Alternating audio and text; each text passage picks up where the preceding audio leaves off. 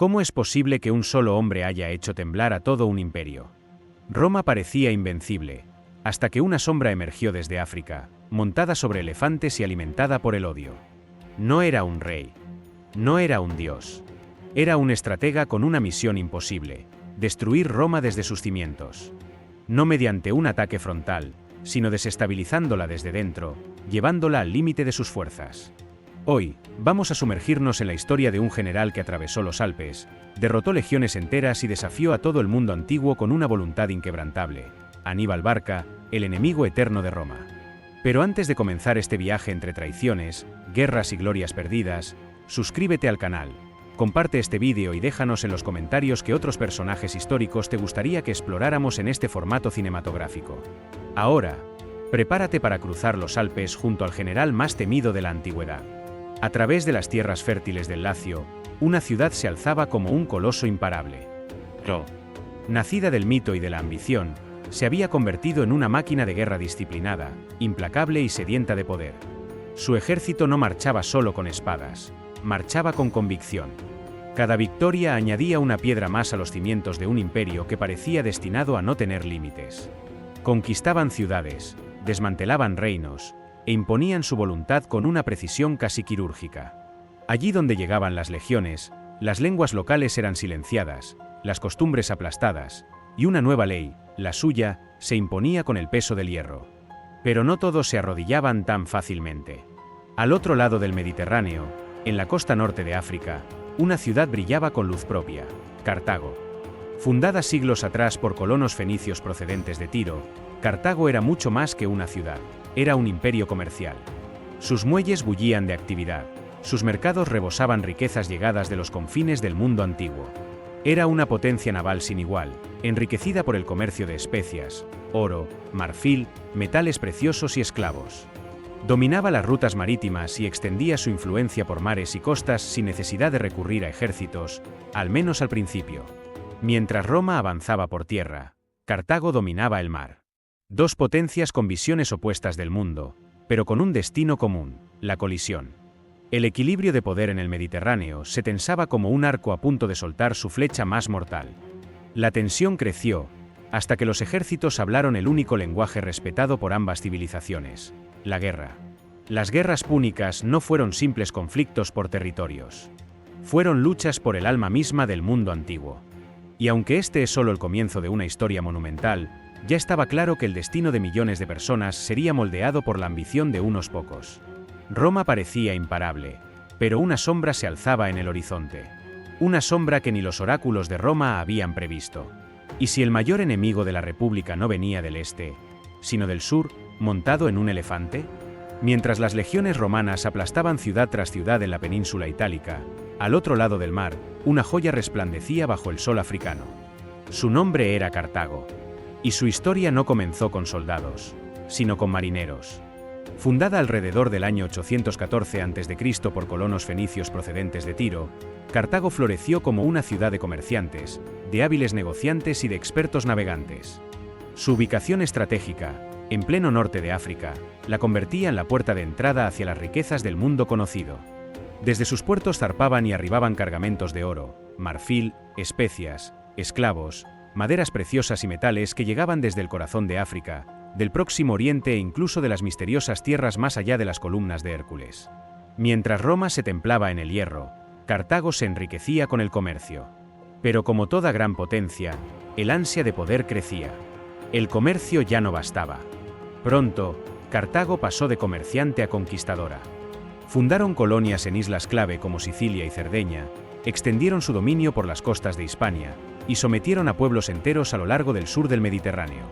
Su flota se volvió legendaria. Ninguna ciudad, ningún reino podía rivalizar con su dominio marítimo. Sus marinos eran considerados los mejores del mundo conocido, y sus barcos, una extensión de su poder. Y entonces, llegó Roma. Las tensiones entre ambas potencias crecieron como nubes de tormenta en el horizonte. Los romanos, siempre ansiosos de expansión, veían en Sicilia una oportunidad estratégica. Pero Cartago ya estaba allí. Lo que comenzó como un conflicto político y escaramuzas locales muy pronto degeneró en una guerra total, la Primera Guerra Púnica. Durante más de 2 décadas, El mar Mediterráneo se tiñó de sangre. Cartago confiaba en su dominio marítimo, pero Roma, inexperta en el mar, construyó una flota desde cero. Y aprendieron rápido. Muy rápido. Cuando los barcos romanos comenzaron a hundir las naves cartaginesas en la batalla de las Islas Egadas, la balanza se inclinó. Cartago perdió Sicilia. Fue forzada a pagar tributos humillantes y a retirarse de territorios clave. Pero la peor derrota no fue territorial, fue emocional. Porque lo que realmente quedó sembrado fue un profundo resentimiento. En las calles de Cartago, entre sus columnas, templos y mercados, el nombre de Roma se pronunciaba con odio contenido. El tratado de paz no trajo tranquilidad, sino una furia silenciosa. Y entre los más consumidos por ese odio, se encontraba un hombre que no estaba dispuesto a olvidar, ni mucho menos a perdonar, Amílcar Barca. Y su plan cambiaría el rumbo de la historia. La guerra había terminado, al menos sobre el papel. Cartago, derrotada en la Primera Guerra Púnica, se vio obligada a ceder Sicilia, a pagar una fortuna en tributos y a aceptar la supremacía de Roma en el Mediterráneo. Pero lo que parecía una simple firma en un pergamino era en realidad una semilla de odio plantada en lo más profundo del orgullo cartaginés. Para los ciudadanos de Cartago, aquellas condiciones no solo eran injustas, eran insultantes. El tratado no marcó el fin de una época, sino el comienzo de una humillación constante. Cada tributo exigido, cada concesión forzada, cada nueva imposición romana era como una herida que no cerraba. Y en el centro de ese resentimiento creciente se encontraba un hombre que ya no estaba dispuesto a tolerarlo: Amílcar Barca. Veterano de guerra, estratega implacable y feroz defensor del honor cartaginés, Amílcar veía la derrota no como una rendición, sino como una lección. Y lejos de resignarse, preparaba su venganza. Sabía que para enfrentarse de nuevo a Roma necesitaba una nueva fuente de poder, alejada de su vigilancia. La respuesta estaba al norte, la península ibérica. Rica en minerales, madera, ganado y guerreros mercenarios, Hispania ofrecía todo lo que Cartago necesitaba para renacer. Hacia allí marchó Amílcar, no como invasor, sino como arquitecto de un nuevo imperio. A sangre y fuego sometió tribus, fundó ciudades y convirtió las minas de plata en una fuente inagotable de riqueza para su causa. Pero no todo era estrategia militar. En el corazón de aquel proyecto, Amílcar llevaba consigo a su hijo mayor, un niño de mirada feroz y carácter indomable, Aníbal. No solo le enseñaba el arte de la guerra, sino también el arte del odio. Le enseñaba que Roma no era un país, era una amenaza. Y en un ritual solemne, le hizo jurar algo que marcaría su destino para siempre: nunca ser amigo de Roma. Ese niño crecería. Su nombre atravesaría los siglos. Pero en ese momento no era más que una promesa viva, la promesa de la venganza de Cartago. Y esta vez, no vendría por el mar. Las grandes historias no siempre comienzan con una batalla. A veces, todo empieza con un juramento susurrado en la oscuridad. Aníbal tenía apenas 9 años cuando su padre, Amílcar Barca, lo llevó hasta lo más profundo de un templo cartaginés. No hubo testigos. No hubo discursos. Solo un padre, un hijo y un fuego encendido por el orgullo herido y la rabia. Allí, ante los dioses que habían visto nacer imperios y caer reyes, el niño colocó su mano en un vaso sagrado y pronunció las palabras que marcarían su destino: nunca seré amigo de Roma. Nunca dejaré de combatirla. No era una promesa infantil. Era el nacimiento de una obsesión que lo acompañaría toda la vida. Aníbal no era un niño cualquiera. Creció en los campamentos militares de Hispania, rodeado de armas, estrategias y relatos de gloria. Aprendió a cabalgar antes que a escribir, a leer mapas antes que poemas. Su educación no corrió a cargo de filósofos, sino de veteranos endurecidos por la guerra.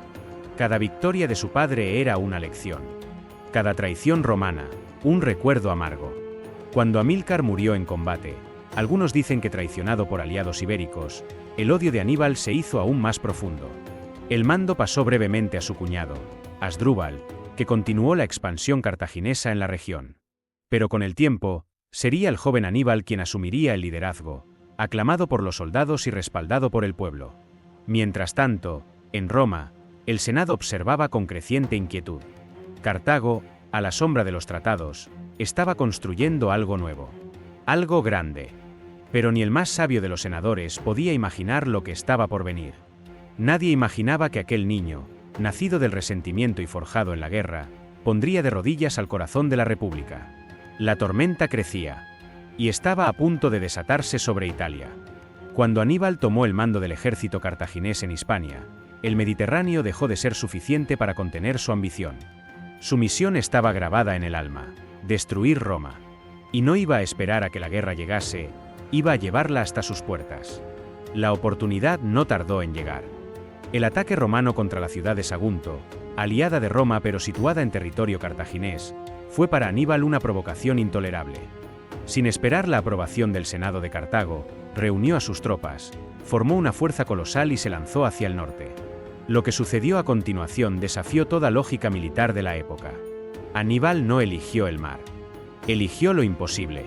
Con más de 50.000 soldados, miles de caballos y cerca de 40 elefantes de guerra, emprendió un viaje épico, cruzó los Pirineos, atravesó el sur de la Galia y finalmente se enfrentó al mayor obstáculo de todos, los Alpes, en pleno invierno. Un terreno mortal, desconocido, plagado de enemigos naturales y humanos. Nadie lo había intentado antes. Nadie lo intentaría después. Los hombres morían de frío. Los elefantes caían por los precipicios. Pero Aníbal avanzaba. Y cuando descendió por las laderas hacia la península itálica, Roma quedó paralizada. No solo había desafiado a la geografía, había desafiado a la lógica. La Segunda Guerra Púnica había comenzado. Y lo hacía con una declaración de intenciones que resonaba como un trueno sobre las colinas de Italia.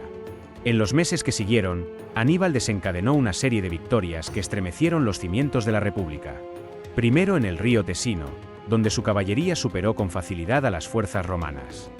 Después, en la batalla del Trebia, donde las legiones, confiadas y mal preparadas para el invierno, cayeron en una emboscada perfectamente ejecutada. No fue solo una victoria militar. Fue una humillación. Y cuando los romanos pensaron que las cosas no podían empeorar, llegó la tragedia del lago Trasimeno. Allí, utilizando la niebla matinal y la geografía del terreno, Aníbal tendió una trampa que pasó a la historia. Toda una columna romana quedó atrapada entre las aguas y los soldados cartagineses. No hubo retirada. No hubo salvación. Miles de legionarios perecieron aquel día. Roma, invicta durante generaciones, sangraba. Y sin embargo, Aníbal no marchó directamente hacia Roma. ¿Por qué? Algunos dicen que esperaba que las ciudades aliadas de Roma se rebelaran. Otros, que necesitaba reforzar sus tropas tras la dura travesía. Pero con cada día que pasaba, Roma se preparaba. Cada día que no caía, se volvía más peligrosa. Aníbal había ganado todas las batallas, pero aún no la guerra. Y entonces llegó el día en que Aníbal demostraría al mundo su obra maestra táctica. El campo de batalla elegido fue Cannas. El sol brillaba sobre las llanuras del sur de Italia. Era el año 216 a.C., y Roma había reunido el mayor ejército de su historia hasta ese momento. Más de 80.000 legionarios marchaban con la certeza de que ese día pondrían fin a Aníbal. Frente a ellos, el general cartaginés disponía de menos de la mitad de hombres. Para los romanos, parecía una victoria segura. Pero lo que no sabían era que estaban a punto de caer en una de las trampas más brillantes jamás concebidas en la historia militar. Aníbal conocía bien el corazón romano, impetuoso, directo, ansioso por la gloria. Les presentó un centro débil, fingiendo una retirada. Los romanos mordieron el anzuelo y concentraron su fuerza en el centro. Era justo lo que Aníbal esperaba. Sus flancos, ligeros y rápidos, comenzaron a envolver a los romanos por ambos lados. Y cuando su caballería, que ya había derrotado a la de Roma, cerró el círculo por la retaguardia, la trampa se completó. El ejército romano quedó completamente cercado. No había escapatoria. Lo que siguió no fue una batalla. Fue una masacre. En pocas horas, más de 50.000 soldados romanos fueron aniquilados. La sangre corría como ríos. El polvo de la llanura se convirtió en barro teñido de rojo. Generales, senadores, soldados de élite, todos cayeron bajo la furia dirigida de Aníbal. Cannas no fue solo una victoria. Fue un mensaje: Roma sangraba. Y podía morir. Pero incluso en su hora más gloriosa, Aníbal cometió el error que los historiadores todavía debaten siglos después. No marchó sobre Roma. ¿Por qué no aplastó a la República en su momento de mayor debilidad? Algunos dicen que le faltaban recursos. Otros, que esperaba que las ciudades aliadas de Roma se rebelaran. Hay quienes creen que fue un cálculo estratégico a largo plazo. Y otros, que fue un exceso de confianza. Sea cual fuere la razón, Roma no cayó. Humillada, sí, pero no derrotada. Al contrario, la República, herida, se endureció. En lugar de rendirse, Roma levantó nuevos ejércitos. Reforzó su disciplina. Adoptó nuevas estrategias. Y mientras Aníbal esperaba alianzas que nunca llegaron, Roma preparaba su golpe más audaz. Porque la guerra ya no se libraría solo en suelo italiano. El Senado romano decidió llevar la guerra al corazón del enemigo. Y para ello necesitaba un nuevo tipo de líder. Su nombre era Publio Cornelio Escipión. Y estaba a punto de cambiar el rumbo de la guerra. Roma estaba herida, pero no muerta. Tras la tragedia de Cannas, muchos esperaban el colapso de la ciudad. Pero sucedió lo impensable, la República resistió. Levantaron nuevos ejércitos, endurecieron su disciplina y se negaron a rendirse. Aníbal había ganado la mayor batalla, pero aún no había ganado la guerra. Mientras él permanecía en suelo italiano esperando alianzas que nunca llegaron, Roma ejecutaba su plan más audaz.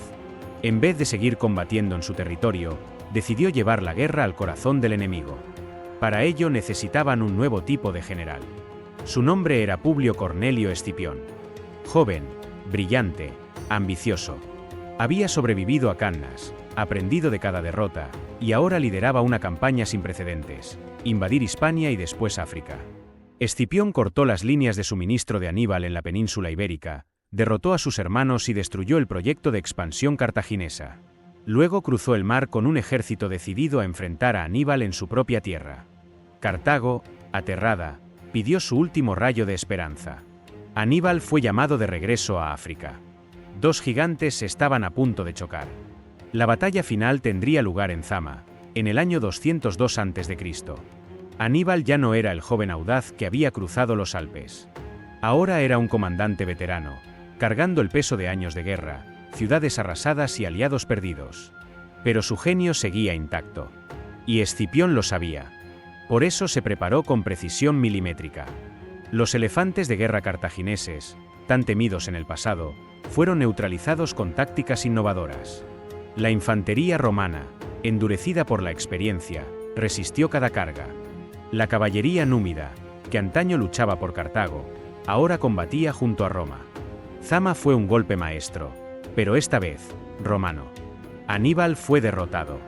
Cartago, devastada, se vio obligada a rendirse. Su flota fue incendiada, su poder destruido, su ambición enterrada bajo tratados crueles. Pero Aníbal no murió allí. Desapareció. Viajó por reinos lejanos, siempre a la sombra de su leyenda. Perseguido por Roma, secretamente admirado, se convirtió en un símbolo. Un símbolo de lo que significa no rendirse jamás, incluso cuando el mundo entero se derrumba a tus pies. Cartago había sido vencida. Sus muros, silenciados.